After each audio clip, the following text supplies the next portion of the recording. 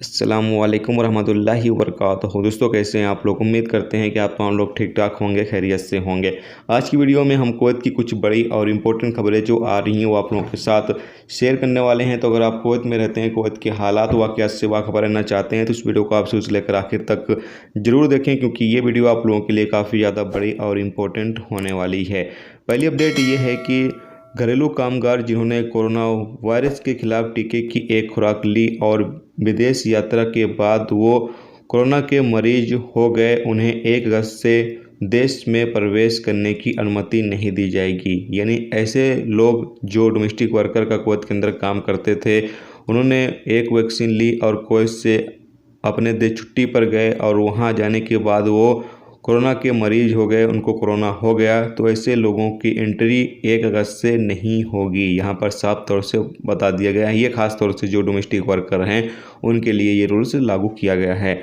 अल Kasab report के मुताबिक बताया गया है कि सूत्रों ने खुलासा किया है कि जिन घरेलू कामगारों को फाइजर वैक्सीन की एक खुराक मिली है, उन्हें दूसरी खुराक लेने के लिए 10 सप्ताह का इंतज़ार करना होगा। यानी कि अगर आपने फाइजर वैक्सीन की एक खुराक ली है तो आपको 10 हफ्ते के बाद दूसरी खुराक जो है वो दी जाएगी, यानी तकरीबन 2.5 महीने के बाद दूसरी खुराक जो है वो आपको मिलेगी। जबकि अगर आपने ऑक्सफोर्ड एस्ट्राजेनेका की वैक्सीन लगवाई हुई है तो आपको दूसरी जो खुराक है वो 16 हफ्ते के बाद दी जाएगी, यानी तकरीबन 4 महीने का आपको इंतज़ार करना पड़ेगा। उसके बाद ही आपको दूसरी खुराक दी जाएगी। और आप लोग अगर इस वक्त कुवैत में हैं, डोमेस्टिक वर्कर का काम करते हैं, तो आप लोग जो है वो दोनों वैक्सीन लगवाने के बाद ही कुवैत से सफ़र कर सकते हैं। 1 अगस्त से ये भी कानून जो है वो कुवैत के अंदर लागू किया जाएगा 1 अगस्त से। तो आगे बताया गया है कि सरकारी सूत्रों ने पुष्टि की है कि उच्च जोखिम वाले देशों से 1 अगस्त से लौटने वाले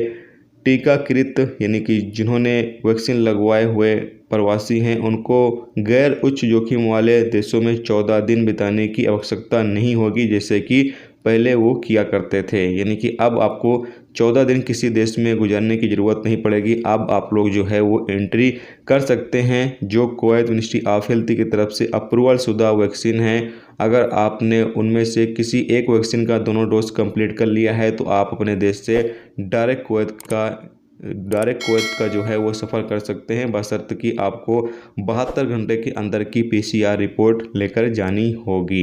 इसके साथ ही आपको ये बता दें कि जो लोग कंपनियों में काम करते हैं उनका भी इस वक्त कुवैत के अंदर वैक्सीन लगाने का जो प्रोसेस है वो शुरू कर दिया गया है। तो अभी जो लोग कंपनियों में काम करते हैं उन तमाम लोगों को वैक्सीन लगाने का प्रोसेस स्टार्ट कर दिया गया है कुवैत मिनिस्ट्री ऑफ हेल्थ की तरफ से। इससे पहले जो डोमेस्टिक वर्कर काम कर रहे थे उनको वैक्सीन लगाई जा रही थी, लेकिन अब अभियान जो है जो कंपनियों में काम करने वाले वर्कर हैं उनको लेकर चलाया जा रहा है।